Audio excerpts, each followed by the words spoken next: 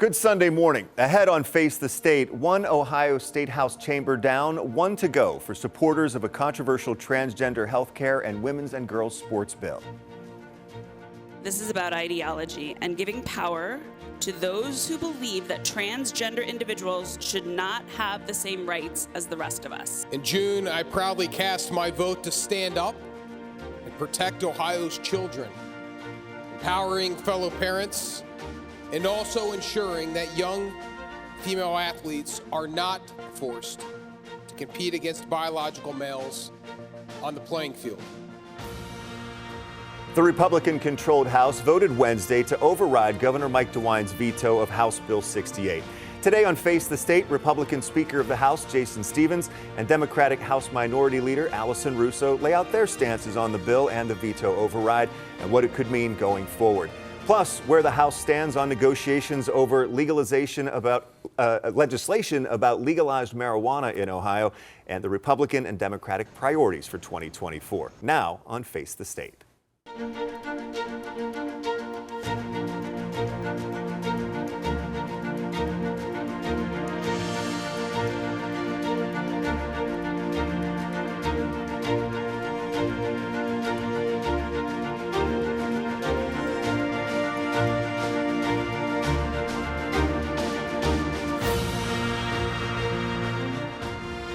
Thank you so much for joining us for Face the State this Sunday morning. I'm Doug Petcash.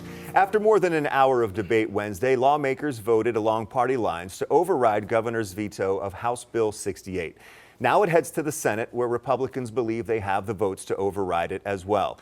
The bill would ban gender-affirming care for transgender youth and block transgender athletes from participating in girls' and women's school sports. Both sides have very strong opinions. 10 TV's Richard Solomon heard from them after the vote.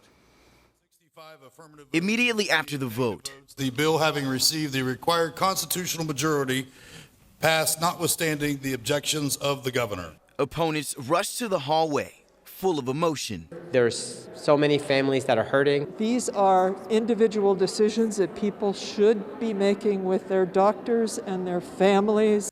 With 65 yeses and 28 noes, the House voted to override Governor Mike DeWine's veto of House Bill 68. The bill blocks transgender youth from accessing gender-affirming care, from participating in girls' and women's athletics. Opponents say the override will be harmful to Ohio's vulnerable youth. Children have to figure out who they are. They need to feel safe. They should be able to walk in their neighborhood, ride their bikes without feeling threatened. But Republicans back their stance, arguing the override will keep children safe. Sponsor of the bill, Gary Click, spoke after the override's passage. If Ohio can do it, anyone can do it. We've got this done. We have confidence that our colleagues in the Senate are going to follow through, and then we're going to protect Ohio's women and children. And Speaker of the House, Jason Stephens, says this bill will level the playing field for female athletes. Before also, there's good people on both sides who see the approach differently. However, I think, the House spoke very clearly today, as we have two other times, that we believe this is the best way to go forward. The Senate's next session is scheduled for January 24th. If they vote to override the veto, the law will go into effect 90 days later. Senator Andrew Brenner told me last week here on Face the State that Republicans do believe they have the votes to override. From the moment he vetoed House Bill 68, the governor said it was about letting parents decide what is best for their kids. And the day after the veto override, he still felt the same. The parent of a child should be making this very, very difficult, sometimes gut-wrenching decision, and not the state of Ohio. Today, we're focusing on some of the big issues in the Ohio legislature, including House Bill 68, also known as the SAFE Act, or Save Adolescents from Experimentation Act, and the Save Women's Sports Act. Joining me today is Speaker of the House Jason Stephens, a Republican from Kitts Hill. Mr. Speaker, thank you for your time today. Sure, Appreciate absolutely. it. Glad to be here. First of all, I guess just why do you think that House Bill 68 is a good bill? Well, we have had several years, almost 3 years of testimony about this bill, even from the last GA, and discussions and evidence and people coming in and from the public. And members have had a lot of time to digest the information, to see what is an important part of this important issue.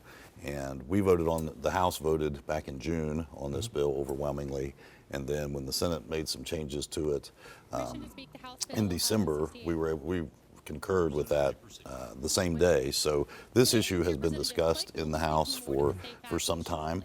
And it's an important issue because it talks about how do we, raise our children. And when children of, teenagers or whatever the age is have a difficult time, we want to make sure that they are getting the assistance and the help that they need, but also understanding that, permanent decisions about physical body is something that is better made by somebody when they're an adult. So that was part of our discussions. I've heard some Republicans say that the bill is about empowering parents, but opponents say that it's the exact opposite, that it's basically stripping parents of their ability to make decisions, medical decisions for their children. Right, and that's one of the things that I think is important is, especially into adolescents and teenagers, and as someone who has raised 3 teenage boys, they're grown now, that adolescence time when somebody's 14, 15, 16 years old is a very difficult time. It's a fun time, but it's also can be very challenging, and it's important to still have parents be involved in those decisions for the child.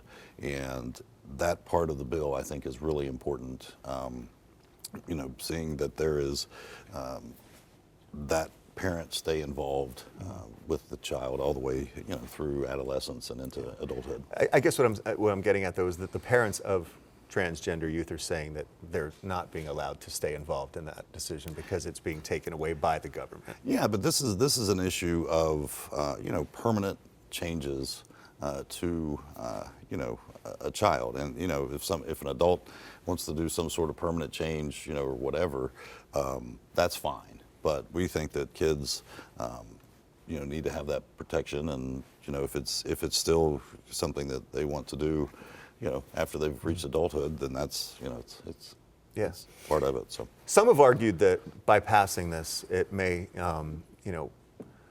have corporations and others who are thinking about moving here not come here because of the perception that Ohio may not be a welcoming state. Yeah. How do you respond to that? I just don't think that's the case at all. I think this is much more about what are we doing for the kids? What are we doing? We want Ohio to be our home. Ohio should be a safe place for people to grow up, for people to move to, and to stay here. And I don't think equating an issue like this with economic development is really, I don't think the two match at all. I want to talk about another big issue, of course, that has been swirling around the State House for quite a while now, and that is issue 2. Yes. The Senate passed legislation that, among other things, would enable the sale of recreational marijuana at medical marijuana dispensaries immediately. The House is still working on stuff, so can you give us a status update on where that stands? So I think it's really important that this law is in effect. The people of Ohio spoke pretty loudly on Election Day, and 57% of the folks voted for issue 2 in Ohio. And so there are several different aspects of this law that are in effect, but I want to make sure that we are respecting the will of the voter first and foremost. And as we look into perhaps tweak the law or change what was there, I think it's real important that we take our time and be deliberative on it. And we have had, really, I break the law down into 3 different sections. We have the consumer protection, talking about the advertising, all of those types of things that are more rule process than necessarily legal. It's okay to put them into the revised code, but I think getting our hands around that, most people really agree to that. Keeping it away from children, again, it's an adult thing. Yeah. This is something we want to keep away from children, wait till they're of age to make these decisions. Second of all is the tax. Where does the tax revenue go to? What should that tax rate be so that it makes sense to fund the things, either local governments or all of those I guess the discussion, does it go to the state or does it go to local? the state or the local? And that is a big issue in my opinion, is that locals should be the ones who are receiving the tax entity. It's for the same purposes that were voted on, but should it be administered from the state or the local? I'm a former local official. I think the local folks do it a lot better than or have a lot better sense for their community. Yeah, exactly, for their community. So then the third part, which I think is really the most important part, because it would address the black market concerns, and that is, what are the economics of the industry? We are setting up a new industry in Ohio. By that, do you mean what the tax rate would be? No, not the tax rate, but where are the licenses? Who gets to have a license? Where are those licenses? Where are the dispensaries located? Is somebody able to grow, process, and distribute?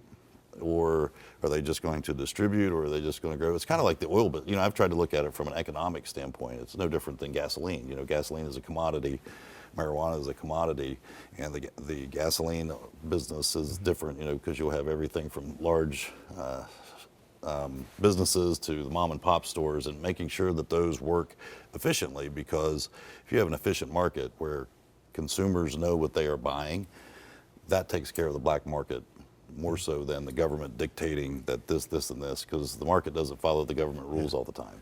So when do you anticipate some legislation may come forward to be acted upon? Well, I think probably this spring, with the override, it kind of took precedence, from the legislative standpoint. So that took some time, but probably this spring. And I think it's been helpful for a lot of members. So we have a lot of members, even in the Republican caucus, that fall into about 3 different categories as well. You have those who are pro-marijuana.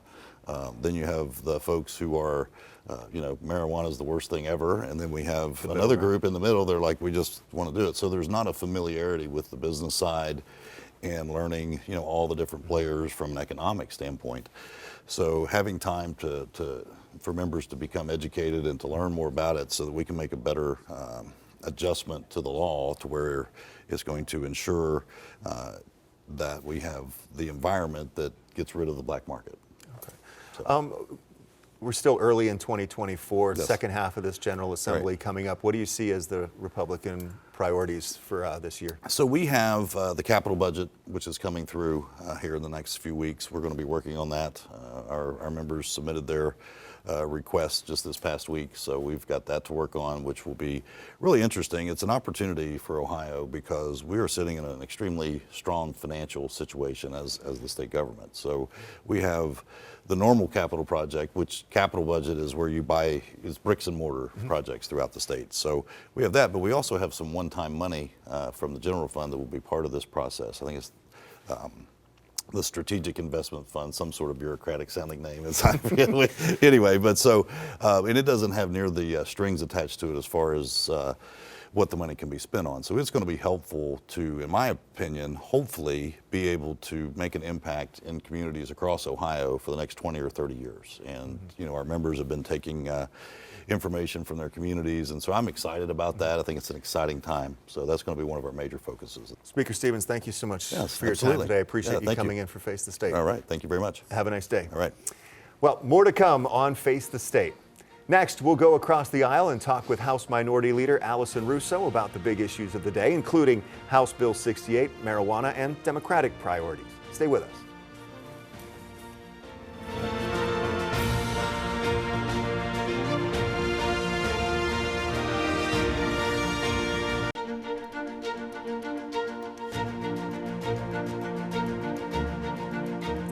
And welcome back to Face the State. I'm Doug Petcash. Today we're focusing on the big issues in the Ohio legislature.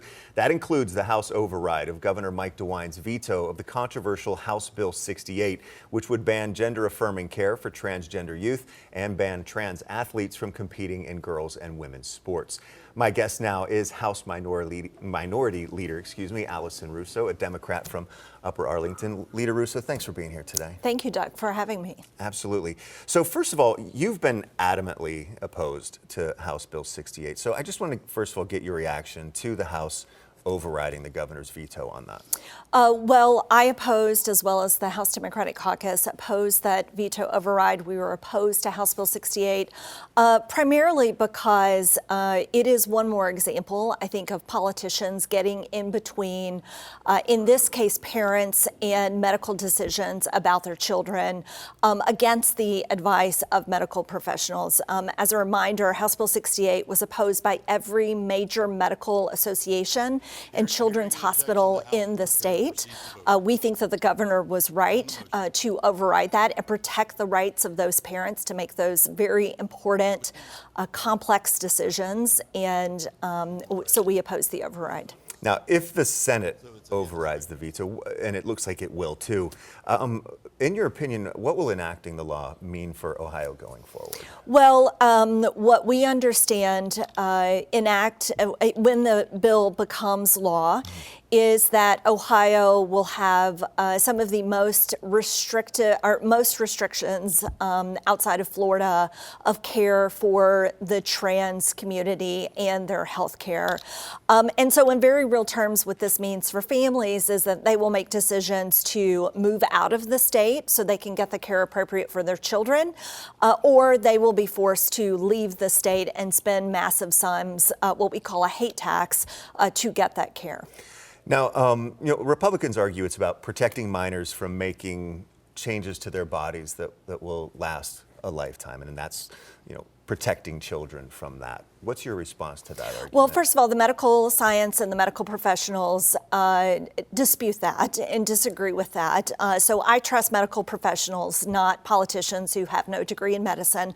But second, if this was really about protecting children here in the state of Ohio, we would not be targeting a very small number of children and bullying those trans youth. Instead, we would be focusing on issues that really do impact a large majority of children in the state, including childhood poverty, food insecurity, gun violence, mental health supports. There are a number of things that we can be doing and should be doing as a legislature to protect children. This is not it. We hear advocates say that, if this is all overridden, that the fight will continue. Is there anything in the legislature that can be done once this becomes law? Well, I think the Republican supermajority has shown that they want to be more focused on bullying trans youth and families rather than actually tackling the real problems of this state. That said, I do think that if and when this becomes law, there's likely to be a whole host of legal actions against this legislation because it is very clearly discriminatory against a very specific group of individuals. And I suspect much of this will play out in the courts.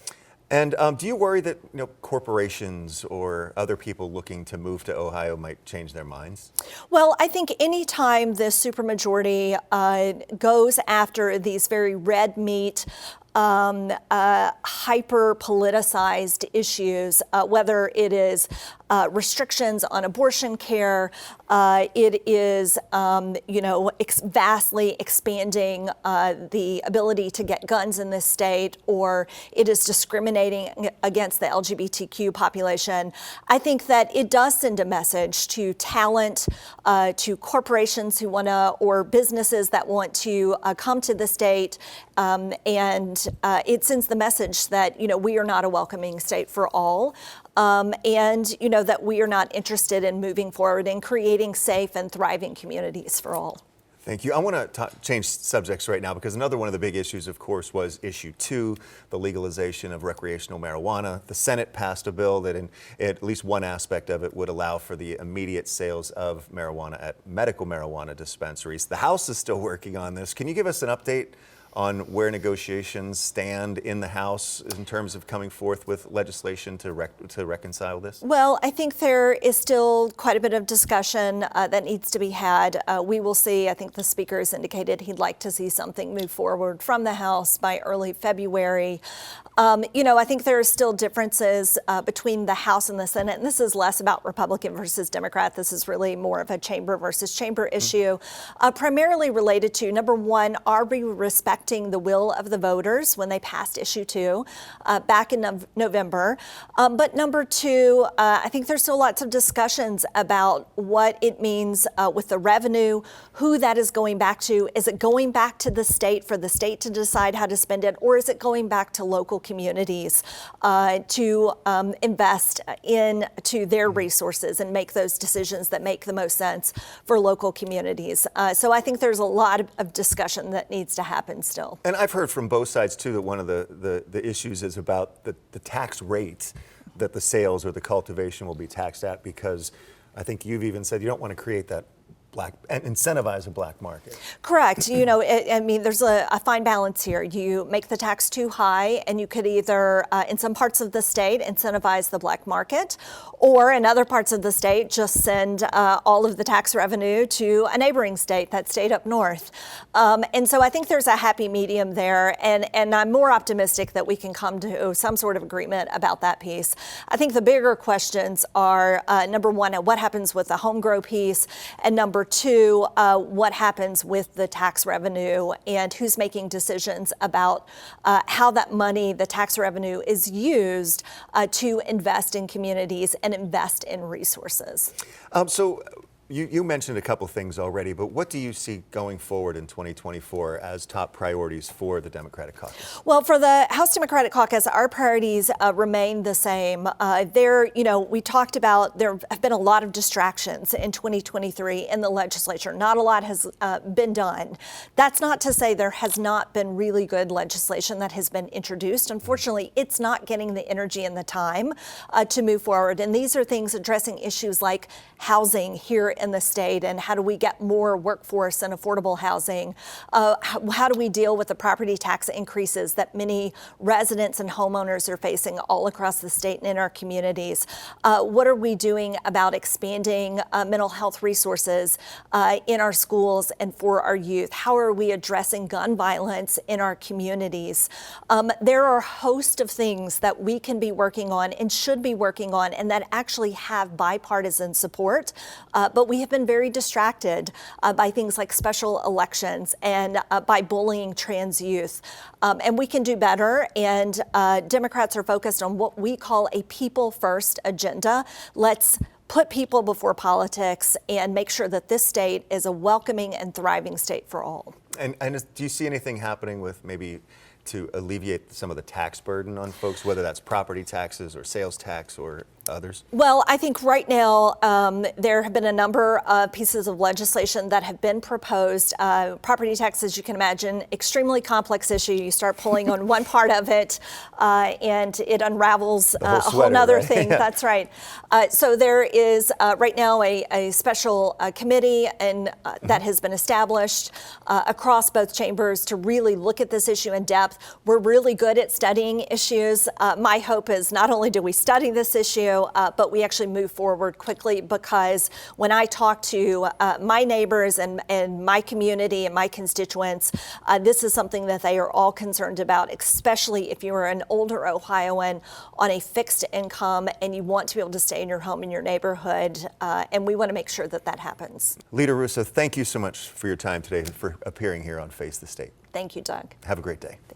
Well, Face the State will be back in 2 minutes. Still ahead, House Bill 68 isn't the only transgender legislation lawmakers are working on right now.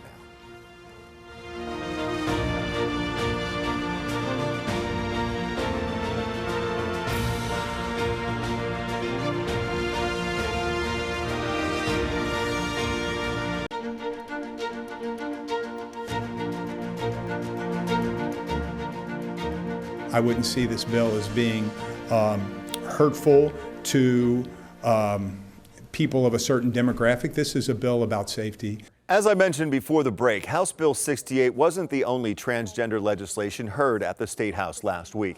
Lawmakers discussed House Bill 183 in the House Higher Education Committee. The bill would require students and staff at Ohio's schools to only use the bathroom of the sex assigned at birth. Those for the bill say it's about safety. Those against it argue it's discriminatory toward transgender people. The reintroduced bill is still at the committee level. Thank you for joining me this week for Face the State. I'm Doug Petcash. I'll see you next Sunday at 11:30.